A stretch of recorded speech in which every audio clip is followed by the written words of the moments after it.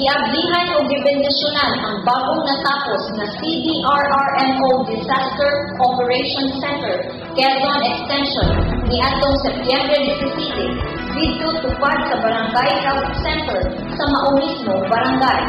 Ang maong proyekto nagbalor og 500,000 pesos nga gigahinan sa lokal nga kagamhanan sa syudad sa San Carlos.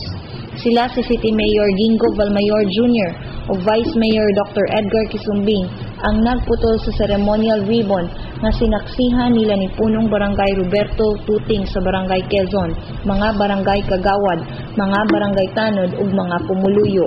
Sa pamahayag ni City Mayor Valmayor nga ang nasampit nga proyekto dili lang kay iya sa mga pumuluyo sa Barangay Quezon, kundili apil na niini ang makapahimulos sa serbisyo sa taga-disaster ang duol nga barangay sama sa Barangay Kudkud, Prosperidad ug Nataban. Ilabi na nga taas kaayo ang record sa mga motor nga nagbanggaanay. Dugang pa ni City Mayor Valmayor nga magbutang ang syudad og usa ka ambulance para sa Disaster Operation Center sa Barangay Quezon kay bintaha gyud nga andam pagresponde sa panahon sa emerhensya ug mga kinahanglanon nga ang pagpakabana. Natawid na dama, batian man nato sa mga nanain ng mga balita na daghan kay mga katalangban nga katabo. So, maayon ang gatan sa dool, of course, magpintahan ng education, kaya dama ng education.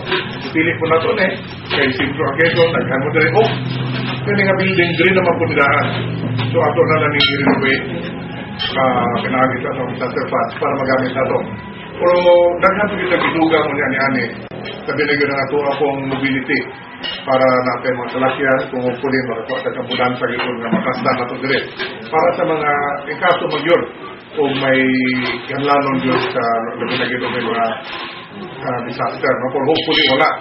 Pero kamo, sa inyong barangay mismo, naagin mo'y obligasyon yun po pag-preparar sa mga disaster nga base pala kaso maabot.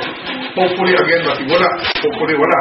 Pero may naging ang preparado ta yung kaso mo yun. So, agi ug pagbansay-bansay gipakita sa mga barangay tanod apil ang midwife sa health center sa Barangay Quezon ang ilang kahana sa pagluwas ug mga kinabuhi sa mga biktima sa gihimong vehicular accident demonstration. Matod pa ni Jore Calex Alingasa, Operation Officer sa City Disaster Risk Reduction and Management Office, nga dunay tulo ka personal gikan sa ilang buhatan ang i-assign sa Barangay Quezon o padayon pa ang ilang paghatag dugang training alang sa mga barangay tanod. Si punong Barangay Roberto Tuting sa Barangay Quezon mipahibalo nga ang ilang barangay nagahin og salapi para sa Barangay Disaster Funds ug siya nagmapasalamaton sa administrasyon nila ni City Mayor Valmayor ug Vice Mayor Quisumbing nga ang Barangay Quezon maoy napili alang sa pagbutang og Disaster Operation Center. Iyang gipanghinaot na sila andam mo perform sa ilang katungdanan o responsibilidad.